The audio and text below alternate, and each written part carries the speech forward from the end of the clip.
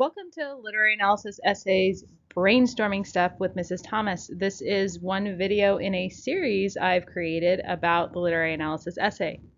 For this video, we will discuss what a literary analysis essay is and how to come up with essay ideas.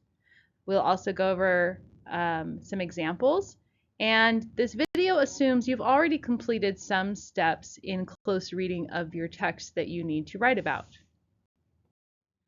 Comprehension of a text is merely knowing what it says, the plot, the literal things you can point to, what the author is writing about. Analysis of a text is closely studying and reading to see between the lines, make inferences, connect ideas, notice patterns, and understand how the writer took all of that to work together to support their goal. Sure, we often read for entertainment, and authors often write to entertain, sell their art, and make a living. But the real beauty in analyzing a text is gaining something from it. You can build empathy for others, learn from the mistakes of others, or expand your own beliefs. It also provides your teacher an opportunity to see if you not only understand what a text is saying, but also how it is constructed. This shows your understanding of writing in the English language. If you can identify what an author is doing and explain why they do it, that shows you understand writing on a deep level. In addition, by having you write this down into an essay, your English teacher can see your specific writing skills, which should help you in life by making you a better communicator, not just in writing, but in the way you speak with others. It can also help you notice layers of meaning around you, not just in writing, but in advertisements, news articles, and movies. Messages and techniques are all around us, and paying attention to those details can help you be a more informed person. For literary analysis, we analyze literature, which is novels, stories, plays, and poems. And in a literary analysis, we show our understanding not only of what a literary text says about life and the human condition through themes, but we also demonstrate how an author's writing choices support those deeper meanings, how the way it is intentionally constructed not only entertains, but enlightens. Literary devices are what we use as the umbrella category for most of these choices. So make sure you pay attention that you are going into not just the what and the why, but also the how.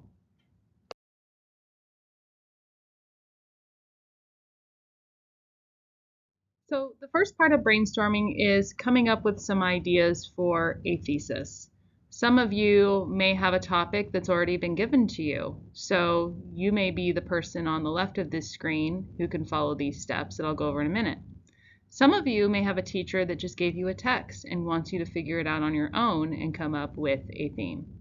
So if you have a topic that your teacher gave you, something you've been focusing on as you read, maybe you've done some close reading analysis of the text and may have had some small discussions, then you can ask yourself what the writer is arguing about the topic. Remember, they're using the story, the poem, whatever it is to express an idea that they've been toying with. So for example, if I had the topic of death we've talked about in the work, I need to ask myself, what is the writer saying about death? And so here's some sample responses. Maybe I think, death comes for everyone because we're all mortal and we'll face it at some point in our existence. And maybe they're also toying with the idea of the real ones who suffer are those who are left behind because they have to continue on without those they love. And maybe all these characters or what was described really point to these ideas. I also tell my students to try to include a because after the statement. And again, make sure you write it in a complete sentence first and then add that because. So the because should explain why this is true, why this conclusion is true. This isn't a time to put in a bunch of examples. You could put in the writing choices here that lead you to that conclusion, but at least start with the idea. Also, don't forget to ask yourself if the author is critiquing an idea or reinforcing and supporting the idea. Many authors will write about issues in our society and paint them as the norm, but we can tell by how the characters interact with these issues that the author's actually critiquing them. They're actually pointing out the flaws. They're also saying what they have a problem with. So remember that they're not just saying something, they're often criticizing it. All right, so let's say your teacher left you on your own, so you're more like on the right. So in your case, you need to think of what is an idea that keeps coming up in the text. Something that's repeated, not necessarily literally repeated. It could be like a specific word that comes up, but a concept that keeps coming up in the book. So for my students for the book of Mice and Men, we noticed that this idea of being weak and replaceable kept coming up in the book. And this idea of responsibility also kept coming up in the book. So we could take either of those and now go back to the other step and ask ourselves what the writer is arguing about that topic. So I'd say, okay, what is John Steinbeck saying about people being replaceable if they're weak, or if they're considered weak by their society? And then that could give me an idea to go off of. And remember, it's not going to be focusing so much on the characters for this statement, it's focusing on that larger idea. So once you kind of know what's repeated throughout the book, kind of like what's an idea that the author keeps coming back to and is implying in their work, then go over to the other side and start to brainstorm a statement. So let's say you tried that and you're still stuck. You don't know what to write about. Just know that the topics in literature are often abstract ideas that are worth analyzing to create a theme theory statement or a theme thesis statement. Here's a list of some really common phrases and words of topics that you might have in your work. There are tons of lists online as well that you can find. What I would not do is go to Shmoop or Cliff Notes and see what they suggest as motifs or themes. Those have been overdone. They're not very original, and you're going to come up with something that is really close to being plagiarized from those websites and is kind of a red flag for a lot of teachers. So I would pick something that you're interested in from the book, or the poem, or the play, or the short story, whatever you're analyzing. So go ahead, you can pause and look at this list and see if any of these really work for what you read. So the next thing is to actually brainstorm. Get out a sheet of paper, and now that you have your topic and you kind of know what you think the author is saying about it, you can start brainstorming. If you're not sure what the author is arguing about that topic, then you can still go here and by brainstorming, you might actually come up with what you think the author is saying about it. So go ahead and do that. Think about the characters' actions, words, choices, struggles that involve that topic. What scenes or moments are involved in that topic? Where is that idea repeated, literally or figuratively? Diction is author's word choice, so do they have words that have connotative meanings that fit with your topic? Where do you notice shifts in the writing, where things really change course, where they change their style, or the plot changes really dramatically? Those might be good places to go back to and dig into and see if your topic is there. Also think of all the classical conflicts and consider if that conflict is a key part of that topic, and just jot it down. I call this word vomiting. I tell the kids it's messy. This is brainstorming. You're just trying to put a bunch of ideas down to see what you really think and get your ideas that are all in your brain out on paper. Later, you can go and highlight, mark it up, and then make a decision of which one you want to go with. Coming up next is how do I brainstorm writing techniques.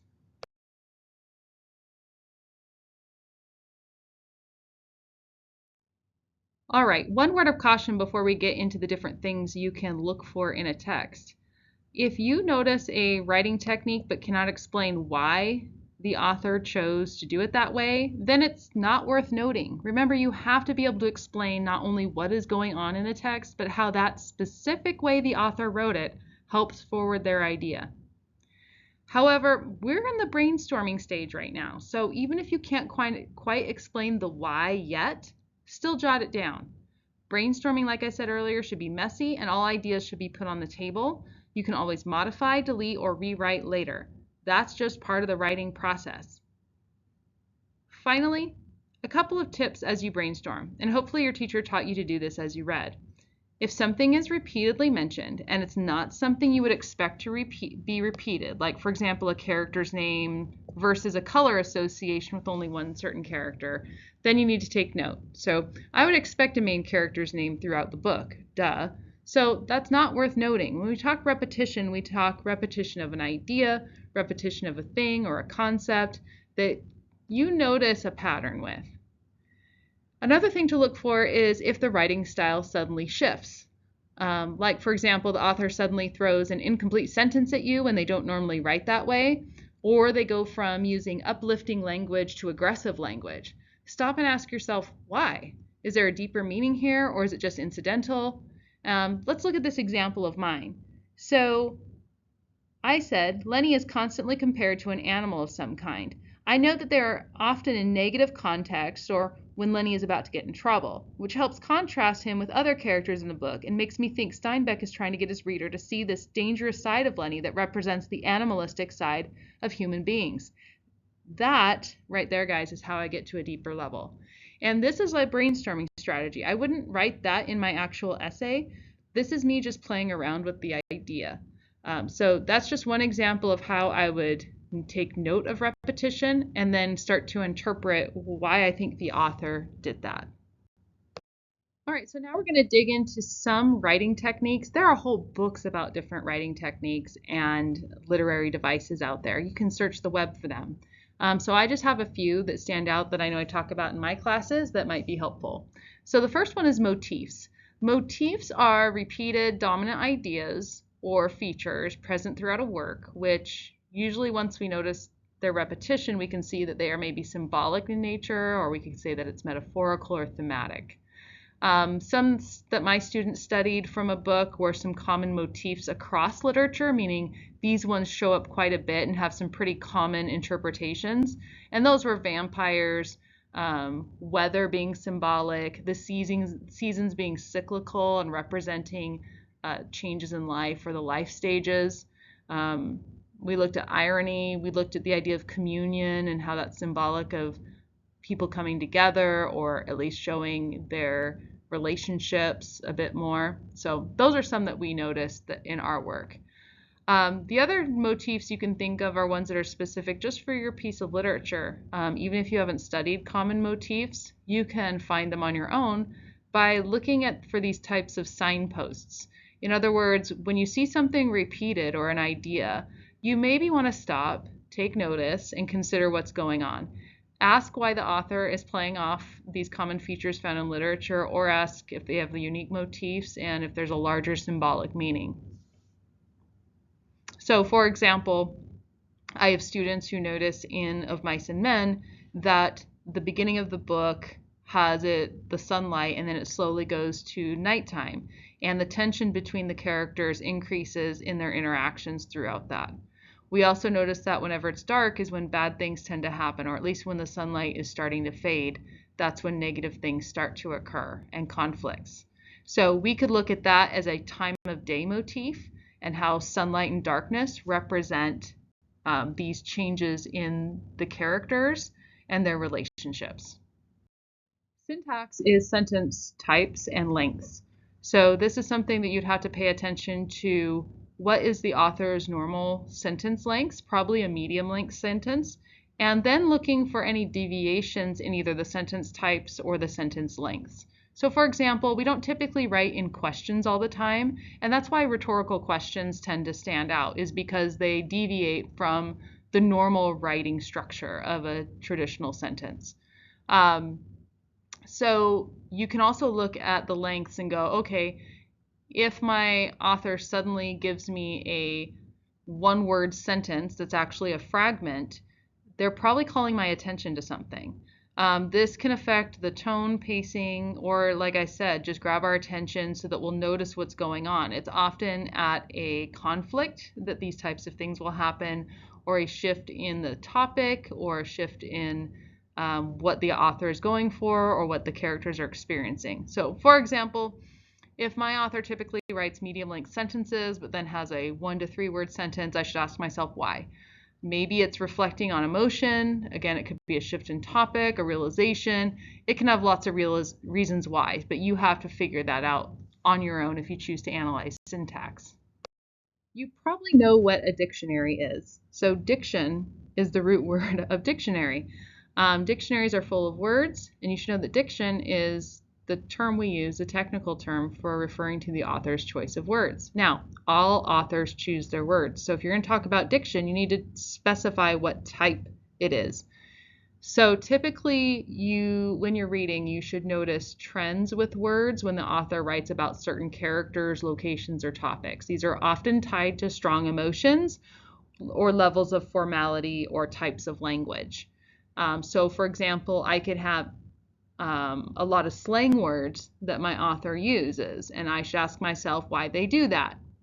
What's going on that they suddenly start using a lot of informal language. I should also consider when they do and when they don't use this language. Do they use the slang to make the characters relatable, or is it only when the character has heightened emotion? Why does that matter to the overall story and theme? Because if I can't explain why that matters to the overall purpose of the work and the message, then it's not worth noting. So again, this is looking for patterns and trends. You're noticing the connotative meanings of words are similar, or the types of words are similar. And then you are making connection as to why the author chooses to use those words when they are in certain contexts. Figurative language or figures of speech are something that I think kids have had drilled into their heads since elementary school. So I won't belabor this one too much. There's a huge category of terms that fall under this. This is pretty much any time you're not being literal, and it often involves comparison of some type. So we have hyperbole, understatement, simile, metaphor, personification. Those are just some of the many types of figures of speech or figurative language. So you can always look those up online. Some writers use these, some don't. Just be on the lookout for them though. Oftentimes they're used to explain someone's emotions or to describe something about a character, sometimes to describe the scene. So it's to make it more relatable typically for the reader, for them to understand what the author's getting at. I lumped imagery and sensory language together because they both have to do with description. So some things to look for are repeated images or objects, and also thinking of where the author may have described things using one of the five senses. And then you need to ask yourself, of course, like with all of these, why did they choose that specific description, or why that specific sense in describing this? This is one I tell my students not to spend too much time writing about, but it's okay to mention, especially if you have something meaningful to say about it, and that is narrative voice. So for narrative voice, you need to ask yourself, who is telling the story? First person, where we use the pronouns I, me, and my. In other words, the narrator is a character in the story who interacts with the characters. Or is it third person, she, he, they, and the narrator is an outside observer and more like a camera filming the scene? So that's the first step with narrative voice. If it's first person, you should consider what you learn about them or what they reveal about themselves in the text, and ask yourself, are they reliable or unreliable? Remember, there are many narrators who are biased, they lie, or they're just horrible human beings. Sometimes the narrator is just naive or struggling to navigate what is going on. Like, for example, in To Kill a Mockingbird, Scout Finch is the narrator, and she is naive and doesn't understand everything, but we as readers can see what's really going on because we can interpret what she's describing and doesn't understand. So that's an interesting take. Just be aware of the choice the author made to have them be a part of the story and tell it. Consider how it would be different if told from another character's point of view or told in third person point of view. If your piece is in third person, and remember, poetry can also be in first or third person. That's another thing kids forget about. But if it's in third person, you need to consider who the narrator follows and whose head they can get into, like know their thoughts and feelings. If they're omniscient, that means they know everything about everyone, kind of like a god. Limited omniscient means that they know everything about only one particular character at a particular time, typically one at a time. So, for example, Game of Thrones, one of my favorites, is a third-person limited narrator. The narrator observes from the outside, is not a character in the book at all, but each chapter follows a different character and focuses on what they are doing in the scenes and what they're thinking. Lastly, you also want to think about dramatic irony, and that is when the reader knows something the characters do not, or even the narrator does not know about. So, for example, with To Kill a Mockingbird, like I said earlier, you may understand something that Scout does not because she's just writing this story reflecting back on who she was as a child. So she's coming from a child's perspective. Sometimes a structure of a text can really give us some information, or we can see the development of an idea throughout the text. So think about how the text is divided. Does it have parts, chapters, or sections? Does the author label or name them? If they do, why did they name them what they did? Or is it incidental and just numbered with no real meaning? Again, if you can't explain why it matters, then it's probably not worth noting. So just be cautious. In poetry, this could be how it's divided into stanzas. You could do it on a paragraph level. You can do it on a chapter level for a book. It just depends what you want to do. But again, you have to know why they did it. You can also, for this, consider the plot structure. Does your plot structure go in absolute chronological order, beginning to end, or does it have flash forward, flashback, backstory, etc., other creative moves? In other words, does it jump back and forth in time or just go straight through beginning to end? Finally, be aware of in medias res, which is when the story begins in the middle of the action. That's been around for a long time. You guys are familiar with movies that start in the middle of the action and then you get filled in on who is who as you go. Lots of books start that way. The key is, like with everything else, if you can't explain why the author did that and how that ties to your theme, then it's probably not worth noting, but it is something that's possible to analyze. Characterization is something that a lot of my early writers will focus on in their analysis for theme, which is fine. And there's two main types of characterization. One is direct and one is indirect. Direct is when the author tells us something about the characters and it doesn't need interpretation to understand it. So they just can come out and state it. So if it says Charlie has blonde hair, that's direct characterization, or Curly's not a nice guy. That's direct characterization. I mean, it's just spoken. However, sometimes these can add up to other ideas or characteristics that we do need to interpret. So if they keep mentioning the color of somebody's hair, for example, I don't know why they would, but let's just say they did. We need to ask ourselves why.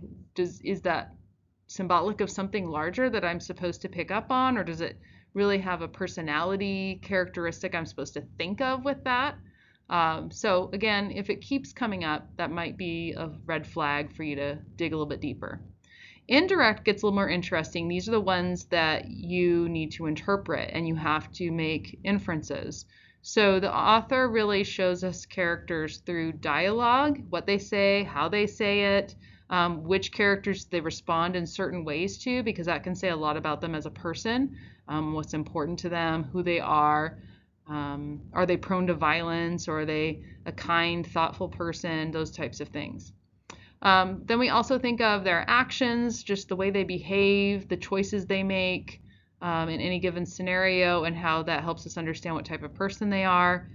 There could also be comparisons. So again, those figurative language things may come into play here, where we're comparing the person to something else. Like if I say my mom is a dragon when she sees I haven't done the dishes, we know that means she's angry. Now it says when she sees I don't do the dishes, so that doesn't mean my mom's angry all the time necessarily, just in that scenario. So we do have to interpret and make sure we're accurate.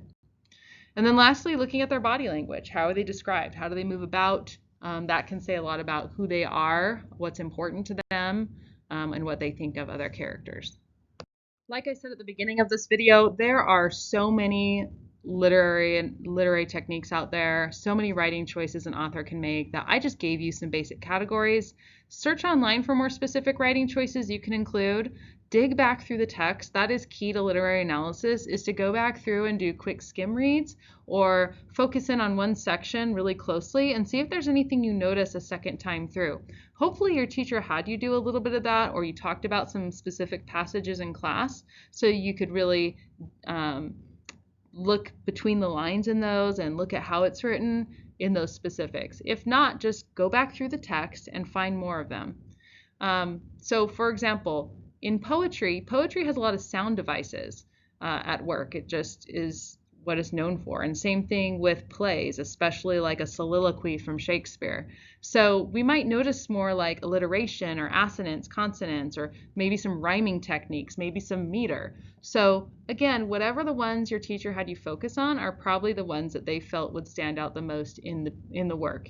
Now, if you're on your own analyzing and didn't have much teacher guidance, you probably just need to consult some sources. You might need to just skim back through the book and do some more close reading strategies. But I'll put some links to some helpful resources in the description that you can consult. All right, so how do we brainstorm for writing choices? Well, it's just like I said earlier with theme. we need to word vomit onto a sheet of paper. I have my students do a large sheet of paper so they can just write down as much as they can, as messy as they want to, but make sure it's readable, obviously. Once you jot down a bunch of different writing techniques you notice with this writer, like what do you notice they're doing? Think about which ones are the strongest and pop up the most and relate to the theme that you're going for. They should help develop or support that theme. So for example, if I'm writing about physical strength in Of Mice and Men, I noticed that this character Curly, he has certain body language descriptions that Steinbeck does, and his body shifts as soon as he comes into the room and sees this big guy Lenny, and it describes him crouching, and I could go back and find the quote and jot it down. I also noticed that with Lenny himself, that he has a lot of comparisons to animals to really emphasize his largesse. So that's all you do is you kind of brainstorm through all the ideas, look back through your notes, skim through the text, thinking about, what is the author doing that really helps me figure out that this is the theme. Once you have a bunch of ideas written down, I tell students to draw some lines and arrows between common concepts or writing techniques. That works really well for some kids that kind of like to mind map. I have other students that like to do a highlighting or color code of their work by idea and or writing technique. So once they have all their ideas jotted down, if they notice maybe 3 different examples of the same writing technique, they might highlight all of them. Or if they notice 3 different writing techniques, but they all help us understand a certain character or a certain idea, they'll put those all in the same color. So just remember that brainstorming is messy. It's a way for you to just explore your ideas and narrow down your focus so you can come up with something interesting to say. Okay, so we're going to look at what this might look like in brainstorming. So I'm first going to show you a theme brainstorm and then some writing technique brainstorms. So I'm going to go with the idea of gender norms in Of Mice and Men. That's what my students are currently working on. Sorry, the handwriting's not that best on here, not that great on here. So I'm going to look at what gender norms are we talking about here, or expectations. So I'm going to go with the woman over here, and I'm going to go with men over here. Okay, because there's one woman on the ranch, that's why it's singular. I could have made it plural. Okay, so what's the expectation? She needs to stay home, only talk to her husband,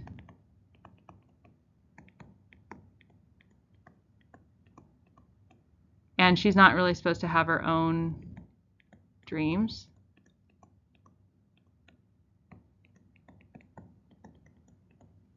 Or they're not allowed or encouraged. So those are like maybe some 3 ideas I really noticed. And then I noticed for men, they're supposed to be like physically tough.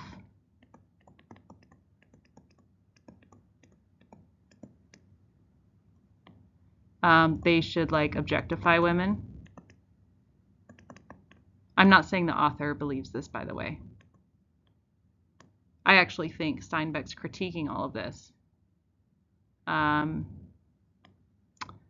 that men are competing. They're like in constant competition with each other.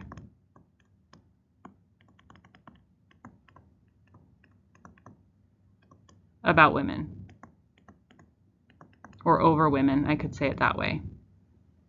Okay, so I've just done a really quick brainstorm. You'll notice I don't have specific scenes yet. I could branch off from there and do that. I could go, okay, I notice this. She's told this all the time. Curly says it.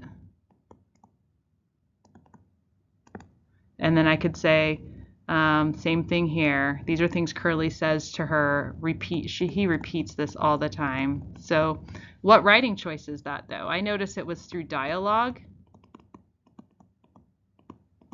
And it was pretty aggressive dialogue. It's also present in his conflicts with the other men, specifically Slim. Okay. Her own dreams are not allowed. How do I know that for women? Because Curly's wife tells a story. She tells her backstory. about her dreams. And by the way, backstory is a technique. Okay. All right, so then I could keep brainstorming the physically tough here. And we know that because that's something that's like valued, because Lenny is like, that's a selling point for Lenny, like why he's somebody you would want to hire. We also know that nobody wants to mess with Curly because he's the boss's son, but he's also was a lightweight boxer. We know there's objectifying of women because of how Curly's wife is treated, but they also go into the cat houses, which are whore houses.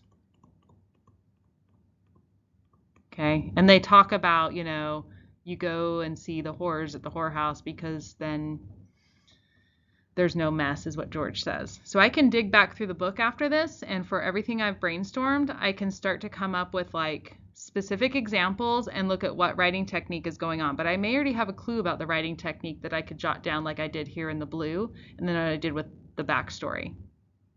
So if you haven't already, you get out a sheet of paper. I would start with your big idea. What is your theme idea that you're going with? And I kind of already have an idea I'm working through about what Steinbeck is saying about gender norms. I think he's criticizing them. I think he's saying that these things cause conflict, and it makes people feel trapped and makes them aggressive and make decisions that they maybe wouldn't have made otherwise if they didn't feel forced into those expectations. And then all of my evidence shows exactly what those norms are that are problematic for the characters and which characters really fall into that. And then I get into like what writing techniques really help that come to life. All right, thank you for watching my video on brainstorming ideas for literary analysis. If you'd like to see more of my materials or support my work, just visit my YouTube channel. You can like and subscribe to that, or you can go visit my Teachers Pay Teachers page and look at some of my paid resources if you'd like to use them in your classroom, or any handouts that I don't have for free available on YouTube.